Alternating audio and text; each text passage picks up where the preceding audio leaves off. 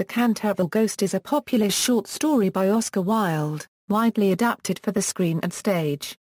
It was the first of Wilde's stories to be published, appearing in the magazine The Court and Society Review in February 1887. It was later included in a collection of short stories entitled Lord Arthur Savile's Crime and Other Stories in 1891. Setting: the story of the Canterville Ghost takes place in an old English country house, Canterville Chase, which has all the accoutrements of a traditional haunted house. Descriptions of the wainscoting, the library panelled in black oak, and the armour in the hallway characterise the Gothic setting.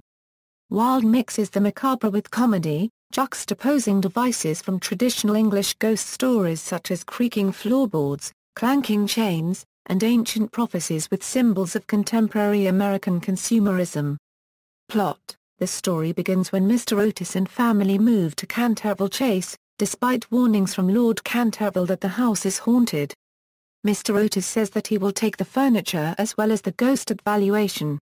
The Otis family includes Mr. and Mrs. Otis, their daughter Virginia, the Otis twins and their eldest son Washington. The other characters include the Canterville Ghost, the Duke of Cheshire, Mrs. Omni, and Reverend Augustus Dampier. At first, none of the Otis family believe in ghosts, but shortly after they move in, none of them can deny the presence of Sir Simon de Canterville.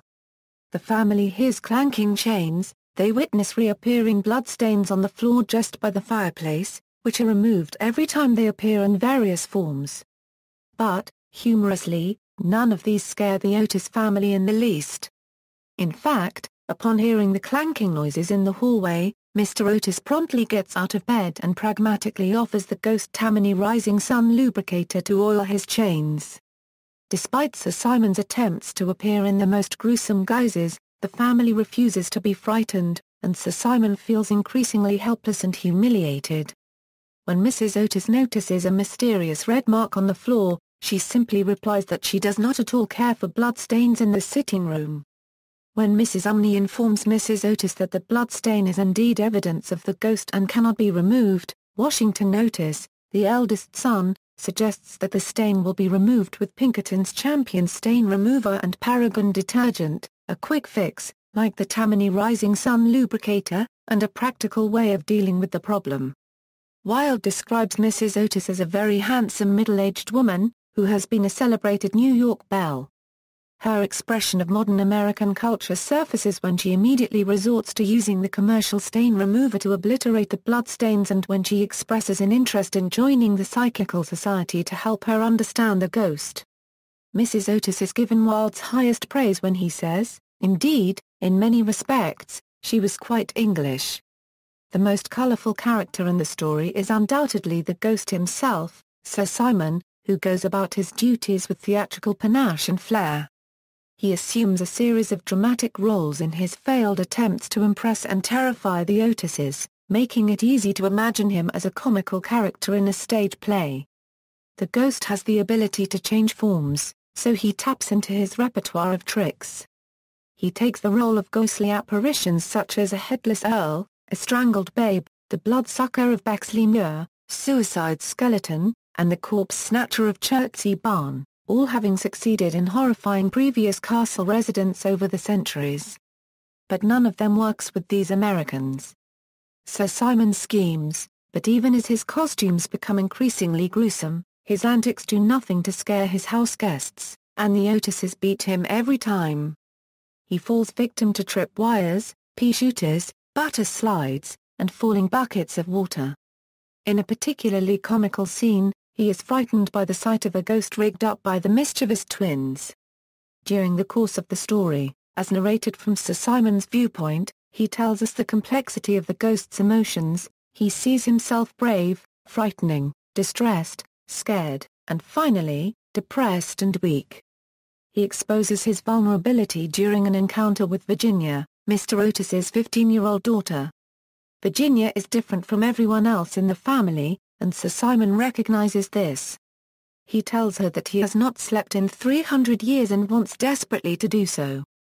The ghost reveals to Virginia the tragic tale of his wife, Lady Eleanor de Canterville.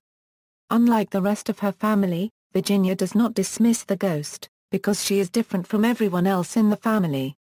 She takes him seriously, she listens to him and learns an important lesson, as well as the true meaning behind a riddle. Sir Simon de Canterville says that she must weep for him, for he has no tears. She must pray for him, for he has no faith. And then she must accompany him to the angel of death and beg for death's mercy upon Sir Simon. She does weep for him and pray for him, and she disappears with Sir Simon through the wainscoting and goes with him to the garden of death and bids the ghost farewell. Then she reappears at midnight, through a panel in the wall, carrying jewels and news that Sir Simon has passed on to the next world and no longer resides in the house. Virginia's ability to accept Sir Simon leads to her enlightenment. Sir Simon, she tells her husband several years later, helped her understand what life is, what death signifies, and why love is stronger than both. The story ends with Virginia marrying the Duke of Cheshire after they both come of age. Overview: The Canterville Ghost is a study in contrasts. Wilde places the American notices in a British stately home.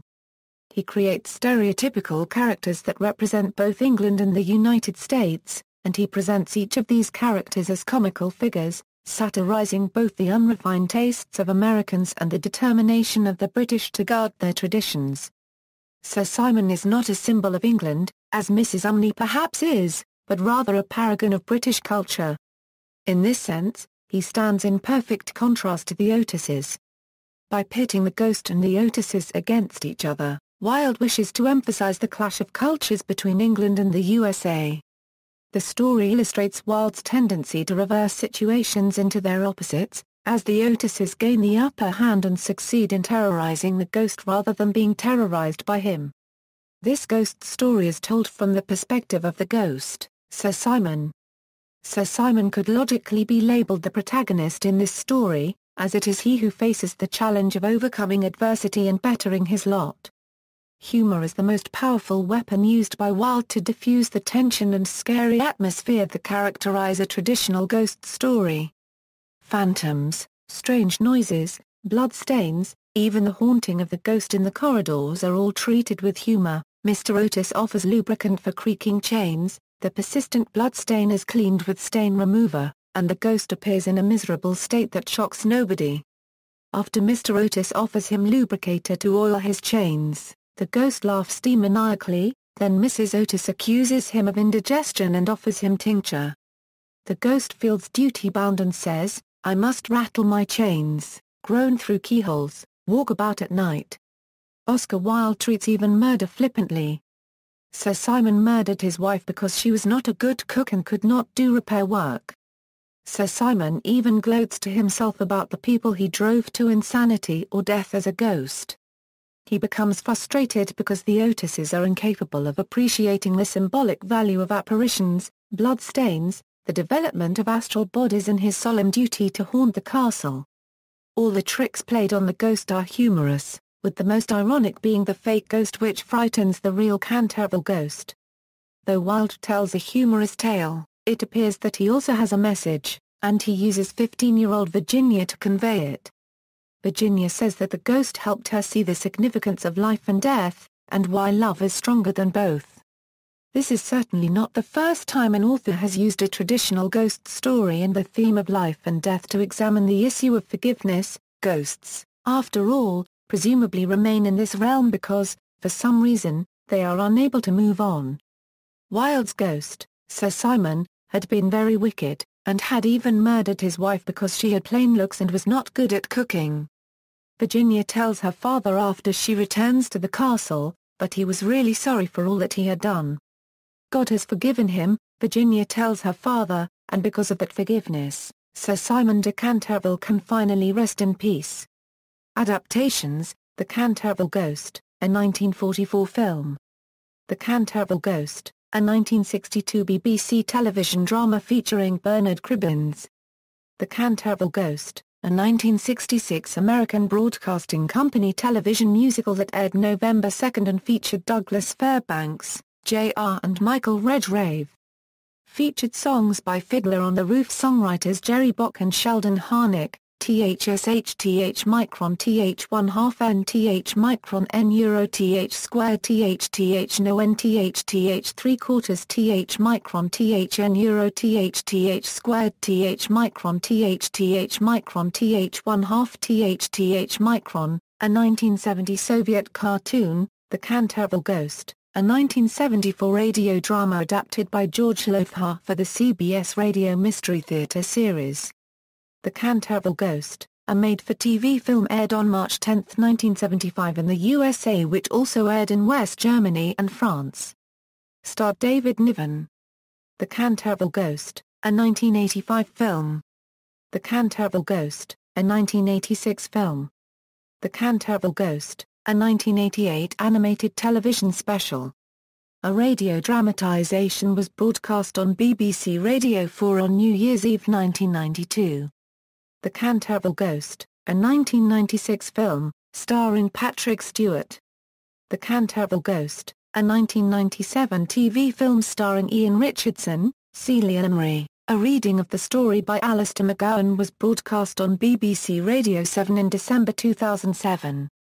A graphic novel version came out in 2010 from the publisher Classical Comics, a publisher much praised by teachers and librarians for their high-quality versions of classic novels. The graphic novel is 110 pages and stays close to the original story by Wilde. It was adapted by Scottish writer Sean Michael Wilson, with art by Steve Bryant and Jason Millett. The Canterville Ghost, an upcoming animated feature film with the voices of Stephen Ferry and Hugh Laurie, intended for release around Christmas in 2014. Boothnath, a Bollywood movie, has been inspired from it.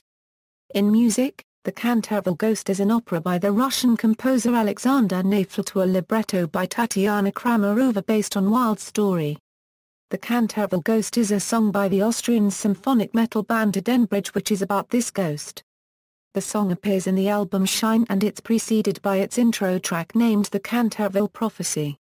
El Fantasma de Canterville is a song by the Argentinian musician Charlie Garcia. Canterville, the musical, is a musical by Flavio Gargano, Robert Steiner and Valentina de Palis. Canterville, the musical, Bala 1/2 par nn ptar angstrom 3/4 kose dnes dutra mstra equal or more than, is an opera by Czech composer Zrislav Kar and registered trademark Kar based on Wilde's story, libretto by J. L. Buther N. Notes. External links. The Canterville Ghost at LibriVox, The Canterville Ghost at Project Gutenberg.